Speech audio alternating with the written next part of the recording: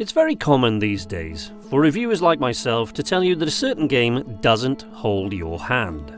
I've said that in at least one review before now, but that was never more true than in the case of Outer Wilds, because that is literally the reason this game was created at all. This first-person open-world space exploration mystery from Mobius Digital began its life in the mind of creative director Alex Beecham, and primarily took its inspiration from two entries in the Legend of Zelda series. Lenzo's Gallery in The Wind Waker from 2002, which inspired Outer Wilds' exploration mechanic, and 2011's Skyward Sword, which Beecham regarded as precisely the sort of hand-holding and over-explaining he wanted to get away from. Beecham was never a fan of quest markers in video games because, in his words, they make it easy to progress through the story without ever understanding why. Of course, it isn't always strictly necessary or desirable to know how or why an Italian plumber got into the princess rescuing business. But RPGs and mystery games are a very different matter, and the Outer Wilds team found that players are more invested in a story when they are required to understand that story in order to progress through it. The consequence of all this is that Outer Wilds contains only one explicit objective in the entire game. It is very simple, you can reach it within 3 minutes of starting the game. It is the only time you will be directed to do something before you can progress, and its only purpose is to direct you to one very specific building to trigger an event and hope that curiosity will carry you the rest of the way. I know, it all sounds a bit wishy-washy and aimless, doesn't it? No specific objectives, cutesy graphics, campfires, little aliens that look like concept art from James Cameron's waste paper basket. I mean, what is this game really about? Well, it's about flying around in space, landing on different planets, trying to find answers to questions.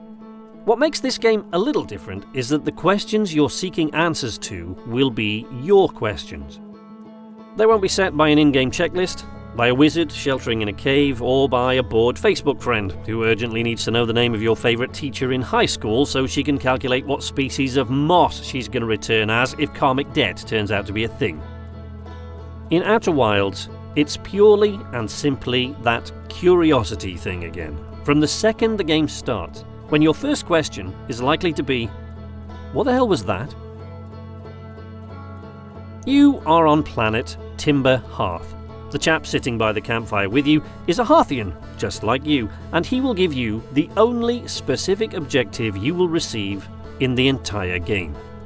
To do this, you will need to reach the observatory and perhaps talk to some of the other Hearthians along the way, or try out some of the activities dotted around your village.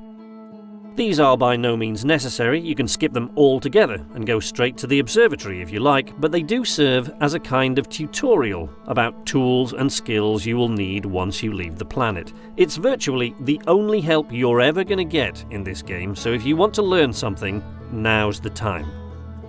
The Zero-G Cave will give you a taste of how to interact with environments when up and down are no longer a thing. There's a scout launcher to check out, and a few little texts to find and read, which I recommend you do whenever you encounter text of any kind in this game, since, unlike many other games, almost every single text you will encounter is there for a reason.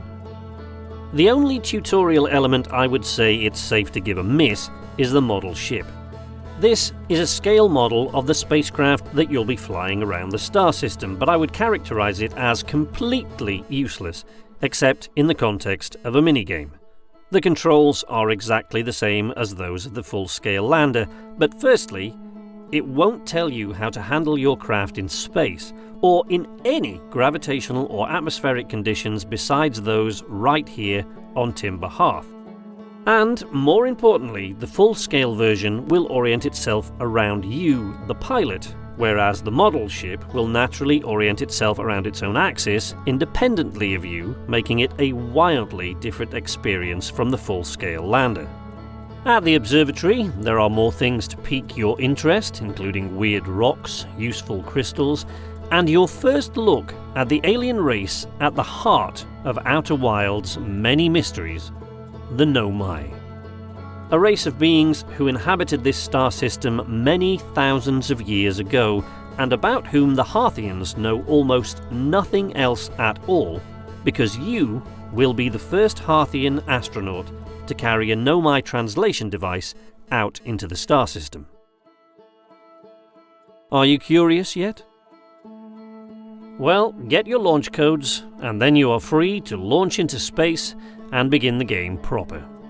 Ascend the tower, climb into your spacecraft, lift gracefully out of the atmosphere where only a handful of your entire species have ever gone before, and become one of the brave pioneers of Timber Hearth, taking their first steps out into the greatness and majesty of the larger universe. I'm sorry, time's up, you're already dead.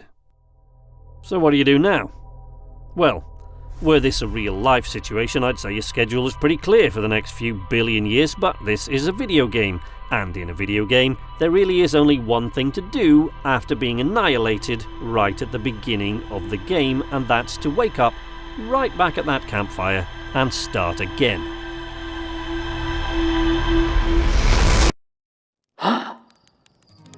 No, you haven't done anything wrong. And no, this is not a spoiler. If this video is the first you have ever heard about Outer Wilds, then perhaps it took you slightly by surprise, but in the much more likely event that you have read even a single paragraph about this game anywhere, you'll know that one of the game's core mechanics is that you are caught in a repeating 22-minute time loop. If you're worried that I have destroyed some mystery, don't be. Outer Wilds is wall-to-wall mystery, and your death, the first one at least, is only the beginning of the puzzle. You can die before the time runs out, and you most certainly will do so if you continue to play, but you will always wake up at that campfire, whether you die in 22 minutes or 22 seconds. The only time you won't is if you die before reaching the observatory. It is relatively difficult to be killed accidentally before reaching your ship, but in case bloody-minded curiosity compels you to do so on purpose, take it from me, it is possible. Assuming you made it as far as your spacecraft, don't be afraid to get in. I know it looks like an Apollo lunar excursion module that crashed into a treehouse, but you'd be surprised just how attached to this little craft you can become. Mainly because it's your home away from home, but also because if you crash it, and you are going to crash it, you have to repair it yourself. Don't be put off the game by the way this craft handles. Outer Wilds' implementation of real Newtonian physics can make some things hard to get the hang of at first, but you will be missing out on so much if you don't persevere. There really aren't very many negative aspects to this game, but even if you consider that to be one of them, it's still a very short list. Moving around in zero-G certainly takes a lot of getting used to, and to make matters more complicated, the gravitational and atmospheric conditions on different planets vary greatly, so your character and your tiny little craft will handle very differently depending on where you are. There is an autopilot to assist you in reaching your destination when you're out in space, but it's just an autopilot, it's not a wizard. It will take you towards a target planet. It will even take care of acceleration and deceleration for you and account for orbital rate, which is handy because timing the deceleration right can be a pain, but it can't take off for you, it can't land for you, and it will travel directly to the objective. If anything gets in the way, it won't fly around it for you, and if you fly too close to a celestial body, especially the big hot orange one in the middle, you'll get caught by its gravity and die without dignity, frantically trying to apply factor 12 million sunblock. Being one of the very few members of your species ever to leave the planet and explore space sounds fairly impressive, until you realise that there only seem to be about 17 more Harthians in the entire universe. And conversations with other Harthians are one of the few things that let this game down. It's not the fact that they don't have voices, though if that bothers you, you should get off now because there is absolutely no voiceover in this game. And it isn't that the conversations are uninteresting. Almost everything spoken or written in this game is useful to you in some way. The problem is that, with very few minor exceptions, the dialogue options really don't change no matter what your character learns. You think it might be prudent to drop it casually into conversation over warm marshmallows that you seem to be going around and around in time every 22 minutes, or tell one or two of the others any number of useful facts that might help you or them. Lovely marshmallows, Rybeck. No, don't open another tin. We've only got about 8 minutes to finish that one.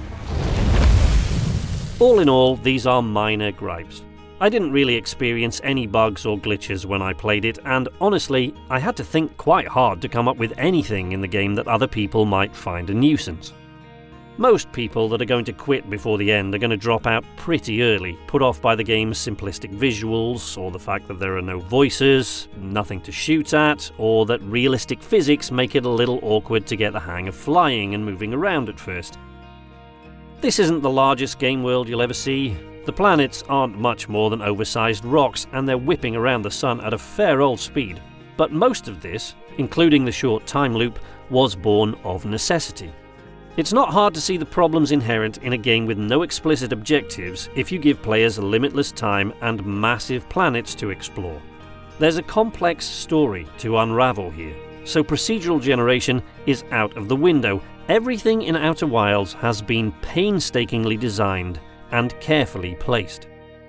The design concepts are remarkable, even if the names are sometimes less than subtle.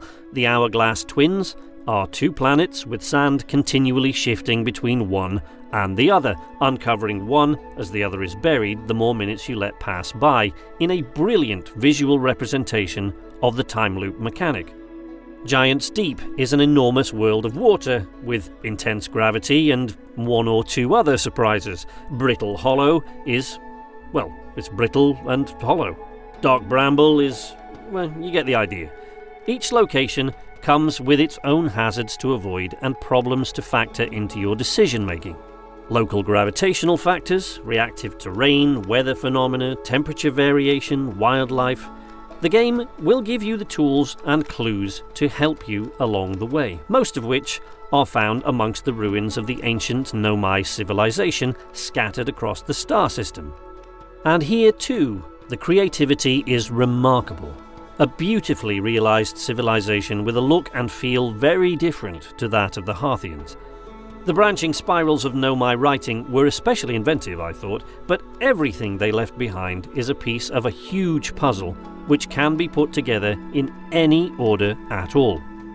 If you can't remember exactly what you discovered in the last loop, check your ship's computer, because it, for some reason, can. The mystery in this game is so well written, you'll likely think you have it all figured out a couple of times before reaching the end, and you'll probably still be surprised. But as long as you are paying attention to the unfolding story, your curiosity will point you in the right direction. In game terms, Outer Wilds has been described as Myst in space, and Alex Beecham admits that's not an unfair comparison. The Legend of Zelda influences have already been mentioned, and as a movie fan first and a gamer second, the most obvious movie influence I can see is Stanley Kubrick's 2001 A Space Odyssey, though this is much more grounded than that. There are one or two fairly trippy moments in there, and there are grand themes in Kelsey Beecham's spectacular writing, but the game never tries to force them down your throat, and, in general, it just brings in the best elements from those influences. The visual design, writing and conceptual elements of this game are remarkable, but one thing I mention all the time when talking about this game, and that absolutely must be mentioned before I wrap this up, is sound design. Now, okay, yes, audio is a large part of my life, it's my job.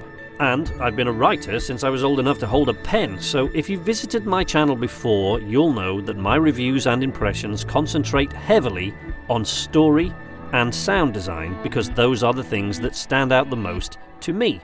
But I am not exaggerating in any way when I tell you that Outer Wilds has some of the best sound design I have ever heard in a video game. And it has been woven into the narrative with a level of care you just don't often see. I honestly have no idea what the experience of Outer Wilds would be like if you turned off the audio or played without headphones, but I don't think I'd want to find out. For one thing, it often warns you of danger, like virtually every other game ever made, but it also sometimes quite literally helps you find your way. The mystery of the Nomai would be much less spine-tingling without it, and there is one simple audio thread running throughout the entire game, the removal of which would be no less damaging to the game than removing the spacecraft you need to get off the ground. But there is more to it even than that.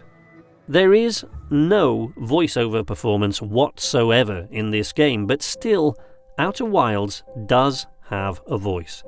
And it's the voice of young composer Andrew Pralo, whose music tells the tale of this game so skillfully, I am still blown away by it every single time I listen. Your fellow astronauts each play the same tune, but all play different instruments. There is no countdown timer for your 22-minute time loop, but there is a drastic change in musical tone for the last minute and a half of every loop. An unmistakable tune which lets you know you're almost out of time, even if you're buried deep in some dark cave. I knew I was going to love this game before I even touched the controls, because the simple animation of an astronaut alone under the stars, combined with Andrew Pralo's spectacular score, told me all the important things about this game before I even reached the start menu. It's big and small at the same time, just as we are. It's hopeful and hopeless, lonely and joyful, simple and complex, dark and yet brilliantly bright. This game has no combat, no collectibles, no loot, no upgrades, no skills tree, and with the exception of obtaining the launch codes in the first few minutes of the game, it has no explicit objectives of any kind, except questions that you want the answers to. If you finish the first 22 minutes wanting to know why time is repeating, then you're already down a rabbit hole that will lead you through pride, frustration, confusion, fear, and maybe a few tears of sadness and joy by the time you reach the end. And no matter how many times it flips you upside down or suffocates you in the cold blackness of space, most of you who make it that far will love it simply for what it is. A single beautiful moment in video game history, refined from a student project into a true work of art. But if you're not interested in the answer to that question, put down the controller. This is not the game for you. Since I started playing Outer Wilds, it has won many awards and been nominated for many more, but that isn't ever really a reason to play a game. Ultimately, this game is about answering the biggest of questions. The one question we have all asked ourselves at some point in our lives. What the f*** is going on? Those have been my opinions of Outer Wilds, but if you want to make up your own mind, or simply don't trust my judgment, and quite frankly, why should you, then it's available for PS4, Xbox One, and after a year of Epic exclusivity, it will finally be available on Steam from June 18th, 2020. That's all from me, but you can follow me on Twitter at Knights_Arcade if you want to join in the conversations on there, or jump into my live streams on Mondays and Wednesdays from 8:30 p.m. GMT, or on Fridays from 9:30 p.m. GMT at the link in the description below. But if you don't want to do any of those things, simply leave a like if you liked this video, subscribe if you want to see more from me in the future, and ring the bell for notifications every time I post new content. But until next time, from Knights Arcade, this is Sleepless Knight saying nighty night.